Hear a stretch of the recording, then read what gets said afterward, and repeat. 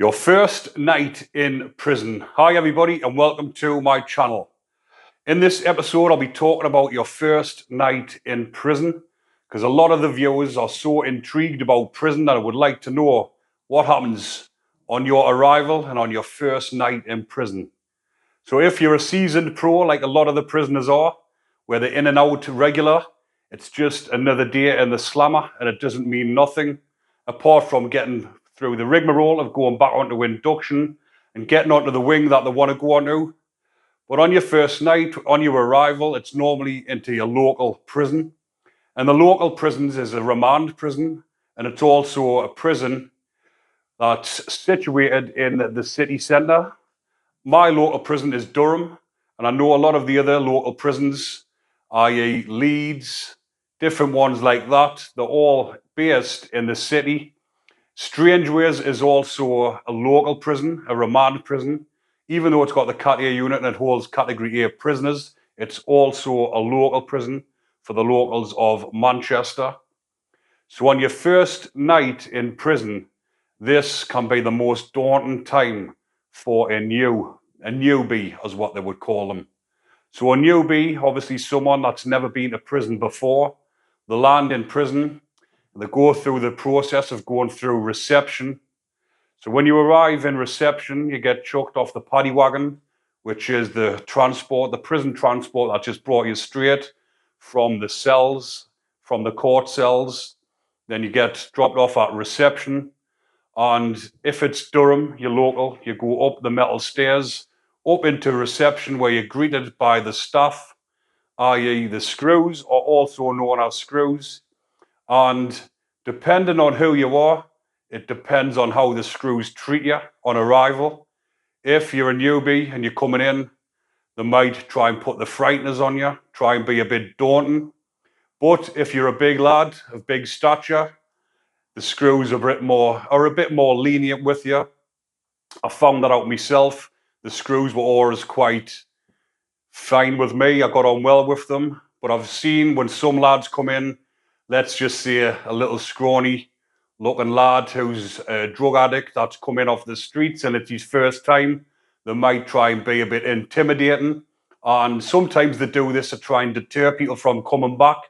So they put the pressure on them a little bit, and it can be daunting for someone for the first time, someone that's come in, especially with a drug problem and they're rattling. They've been in the cells all night at the police station and they've went to the courts, or depending on whether they've been remanded or went straight from court and into reception. So when you're in reception and you go through the process of giving your name, giving your belongings that you've got on you, then once you've been processed there, you get handed over to the screws that do the search.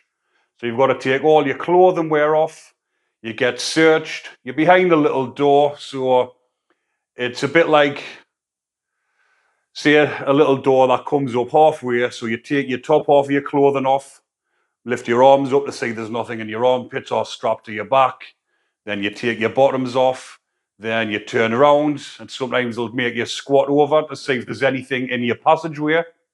And then I think the majority of the prisons in the locals now have got the X-ray machines. So then you'll stand on the X-ray machine, and this is to see if you've got any contraband inside of you. And a lot of the lads that take mobiles in or take drugs in the anal passage, it shows up on the X-ray machine. So what happens if it shows up? They take you straight down to segregation block, and you get kept in the block until you either pass it through or you get rid of it down the toilet whilst you're in the block.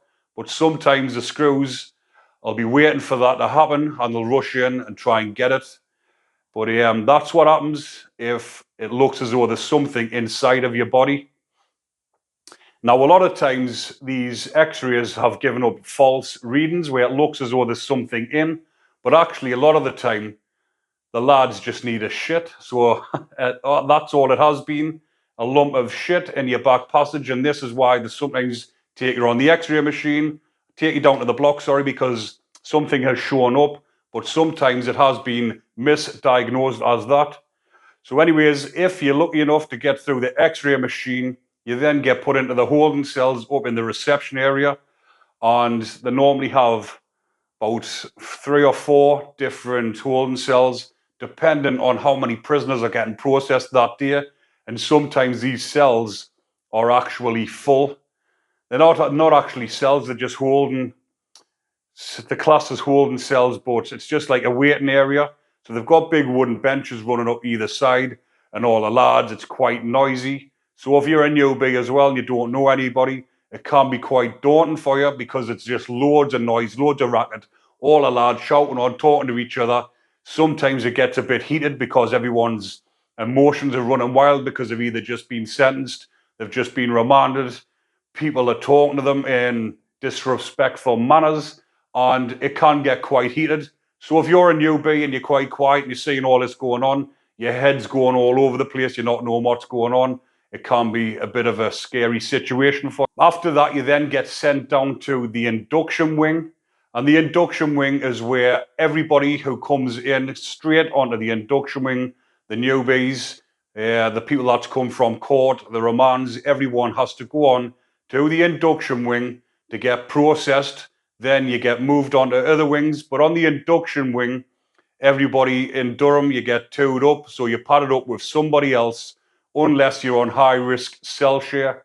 And high-risk cell share means if you've got mental health problems where your mental health problem is so severe you can't actually share a pad with someone, or you're that violent, or you've told the screws on process that if you get padded up with somebody, you're going to do them in, you're going to beat them up, then they can't take that risk and they'll put you in a single cell.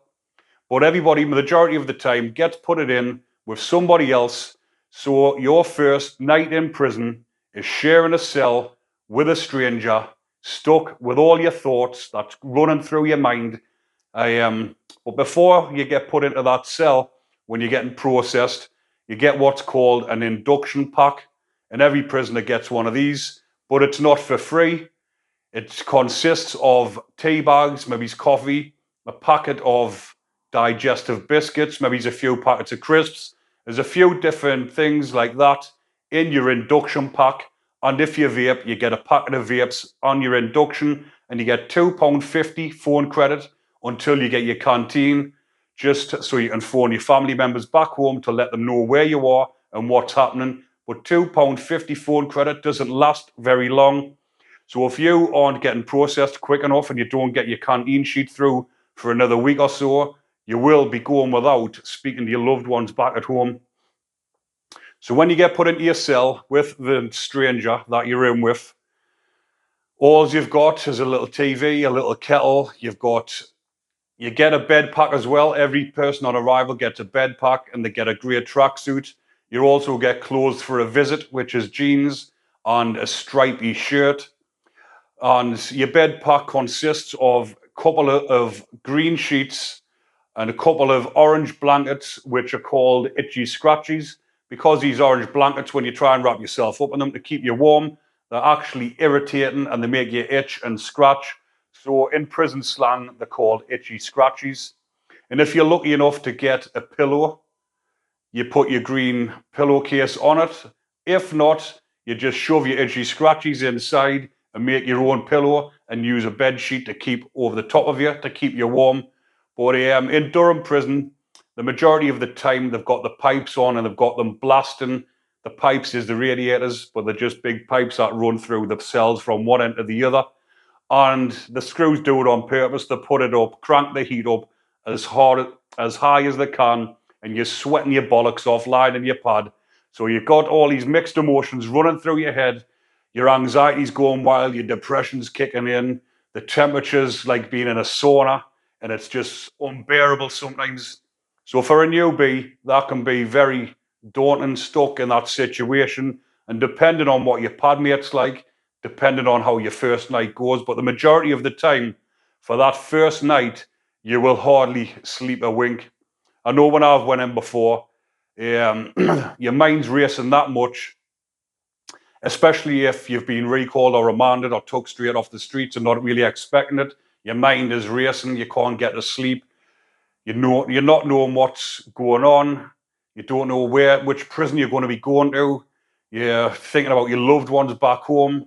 But again, if you're what I would call a seasoned pro, some of the lads that are in and out continuously that just don't give a shit about prison life, don't give a shit about the outside life. These lads are just in and out continuously, time after time, and it just doesn't bother them. But for the newbie who's just come in, it's his first time, he's done something he maybe regrets, he's in there and he's stuck with all them thoughts, and that first night is going to be the worst night of his life. But that's your first night in prison, and I'll leave that one there for now, people. I will be uploading loads more prison stories soon. Hope you enjoyed that. If you are enjoying the content, remember to like and subscribe. Take care.